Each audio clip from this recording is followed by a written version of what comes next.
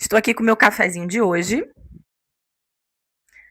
e vamos conversar sobre rotina do sono. O que que você precisa fazer para o seu filho, sua filha dormir cada vez mais e melhor? Vamos lá? Bom, vou começar aqui dizendo para você que eu penei muito, viu?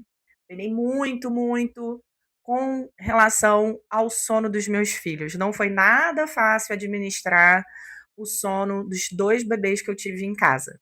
Eu tenho o Ricardo, que hoje tem 10 anos, e a Helena, que hoje tem 8. Eles têm 2 anos e 5 meses de diferença, mais ou menos, entre eles, e nenhum dos 2 teve um sono tranquilo enquanto bebês. Meus filhos tiveram diversos problemas de refluxo e problemas com a amamentação.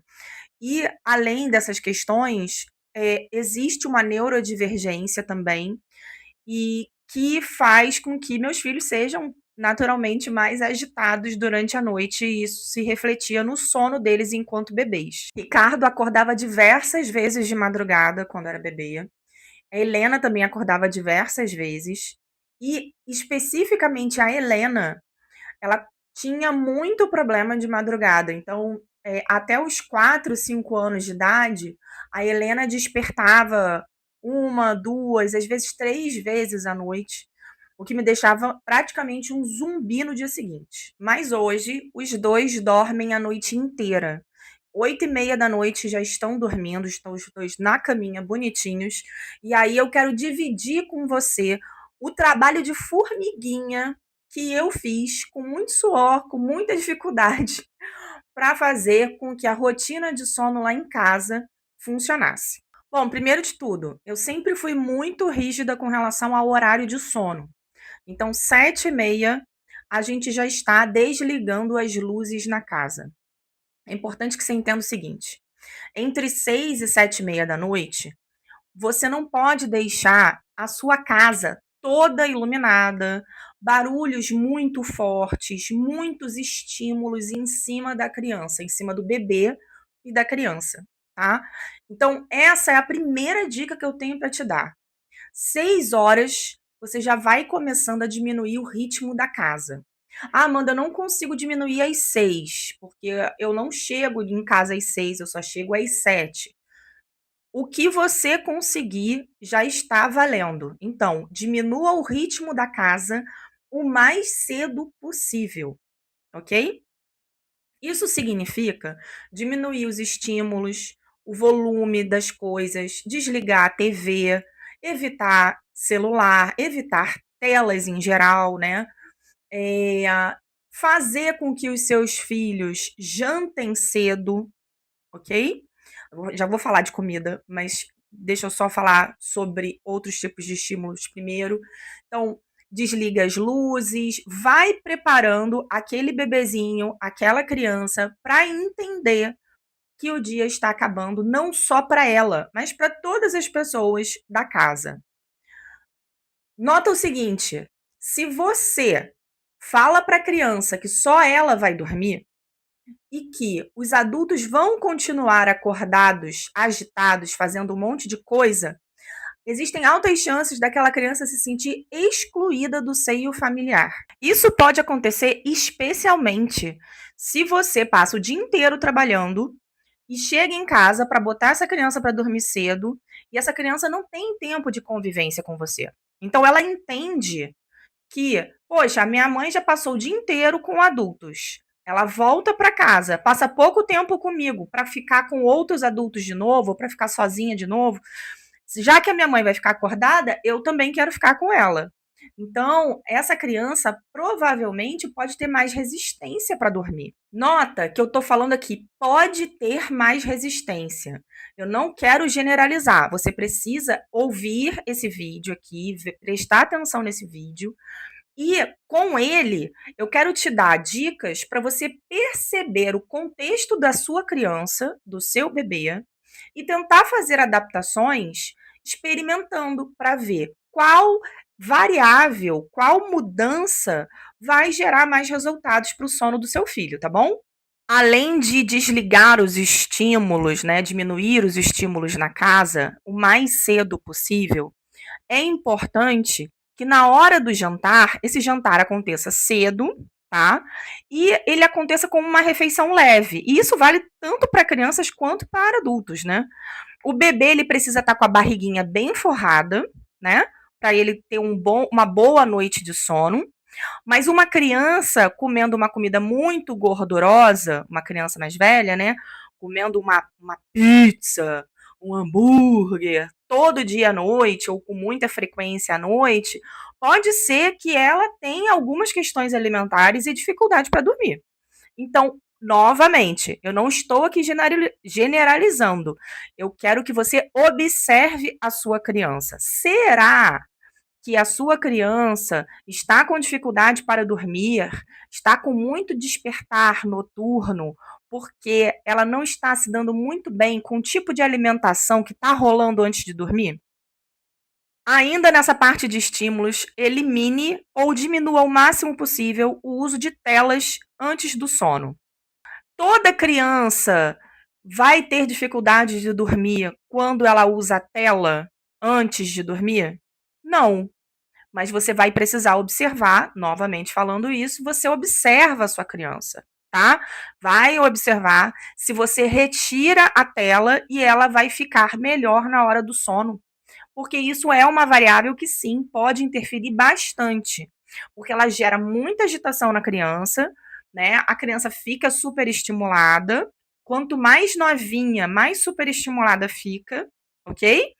E ela pode, então, ter questões de sono por conta do uso das telas. É também muito importante ficar atenta ao horário que essa criança, esse bebê vai dormir.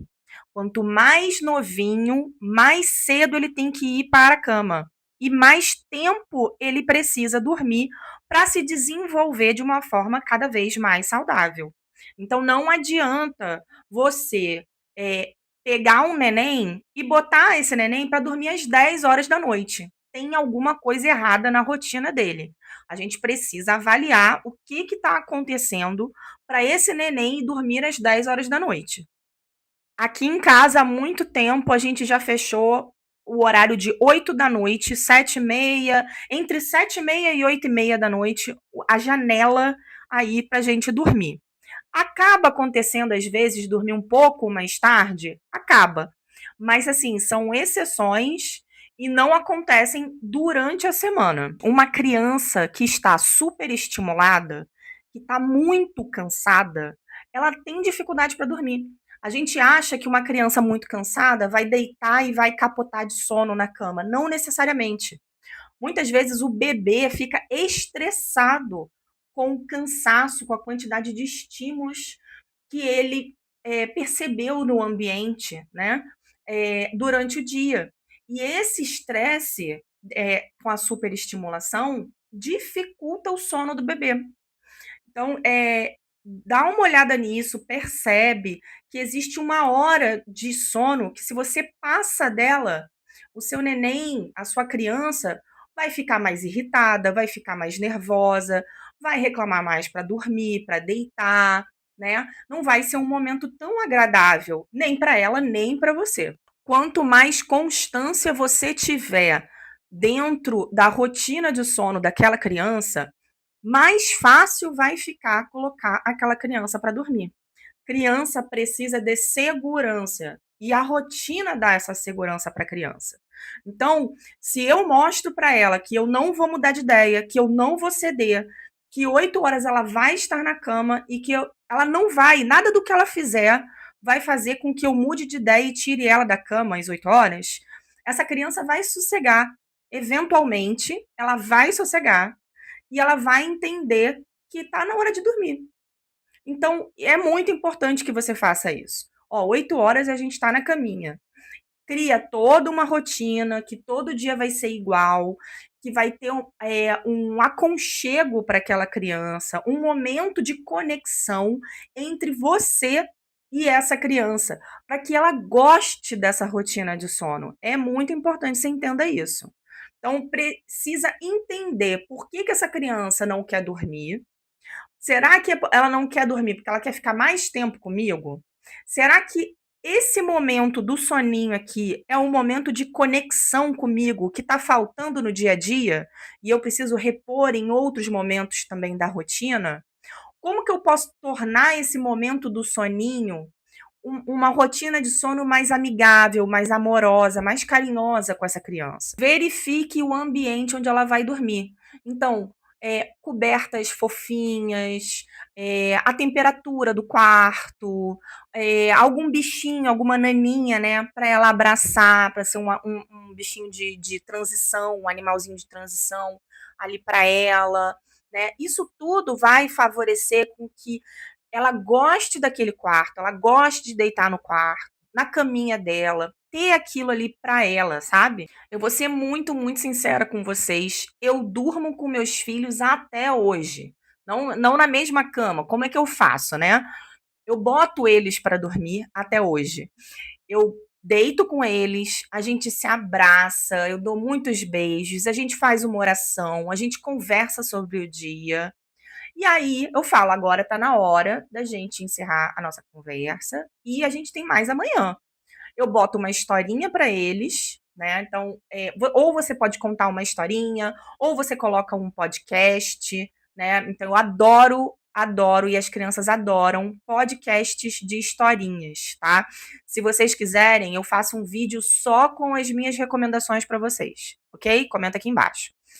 E aí, eu boto o podcast e a gente vai escutando as historinhas e eles dormem, tá? 8h30, quando eles estão dormindo, né? 8h30, 8h40 às vezes, eu saio do quarto e vou para minha cama, vou para a sala, ficar com meu marido, enfim. Aí o dia acabou para eles e eu faço mais alguma coisa, tá? Mas é tão gostoso esse momento de deitar com eles, de abraçar, de saber como foi o dia, né? É muito gostoso. Eu sei que tem gente que defende que a criança tem que dormir 100% sozinha, que você tem que dar 2 beijinhos, fazer a oração e ir embora, sair do quarto. Mas Amanda, não quero fazer isso. Eu acho que daqui a pouco vai passar muito rápido, daqui a pouco eles não vão estar nem aí para mim na adolescência.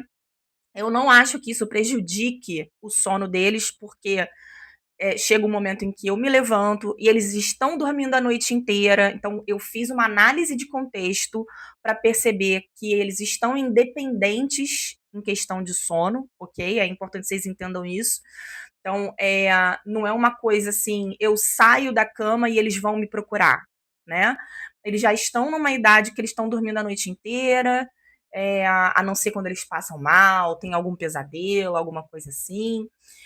Então, eu quero aproveitar, gente. Eu quero aproveitar os meus filhos, eu quero amar meus filhos, cuidar dos meus filhos, encher eles de beijos, porque a vida passa muito rápido. Daqui a pouco são adolescentes crescidos que não querem saber da mãe.